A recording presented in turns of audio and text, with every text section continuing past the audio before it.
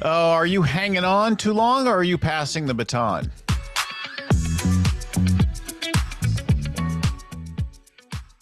The subject of our conversation today is really about fully empowering leaders, about giving it fully away, letting them run with it, being a leader who develops leaders, ultimately a leader who develops leaders who develops leaders, right? Or are you hanging on too much, micromanaging things, being criticized in that way? Oh, I got a personal story on this one that's really good. But before I do that, let me just point out that recently Prince Charles became King Charles III. He waited until the age of 73 for the job. His mom hung on to the job for over 70 years, dying on the job at the age of 96. She did a good job with her job, but was she really developing that next thing and empowering leaders? I don't think most of our leaders in waiting are going to wait around until we turn 96 and pass away. If you want a strong and thriving, growing company, right, you need to empower leaders and fully pass that baton and hand over, right, the something.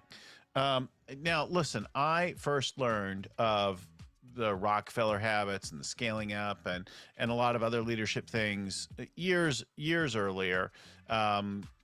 Many of them long before, and I knew a lot of things, and I was doing many of them, right? I was doing annual planning and a mid-year check, and I had weekly meetings and a daily huddle, and I had scorecards and scoreboards and all kinds of things like that. I was doing a lot of those things well, and yet I still couldn't get time away from the business of any magnitude. I was still answering emails. I was handling upsets. I was monitoring things because I hadn't fully passed the baton. I hadn't really given it away.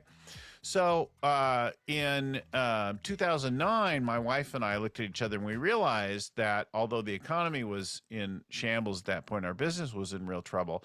This was also the time that we'd promised ourselves our kids were going to hit a certain age and we were going to take some real time off. So now we've got the business in trouble.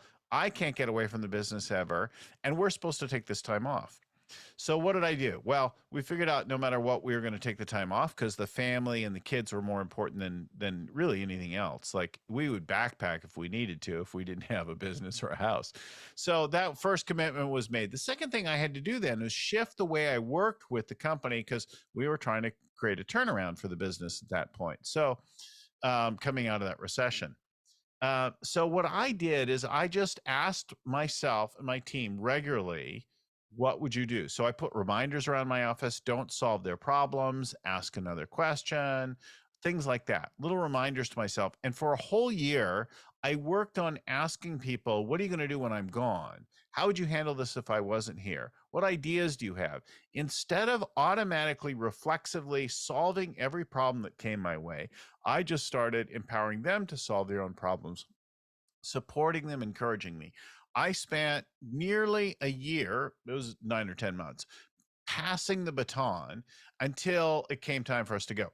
Then we took the kids, we went to Italy, we were gone for a month. Now, it wasn't a whole year, it wasn't even a whole summer, but a month was a profound breakthrough. And not only that, it was a month where I wasn't on the phone and on email every single day in every place. We really could rely on the team in a time of real growth. The team went to work on things. They knew how to do their job. They had the structures already.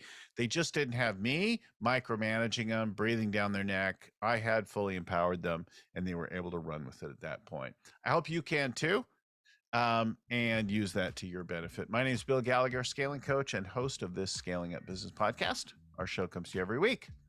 And we'll be back next week with the next show on everything to do with scaling up and this leadership series around the kind of leadership that scales to help you go. So like it, subscribe, turn on your notifications, pass them along to a friend, share it with somebody else who could use it.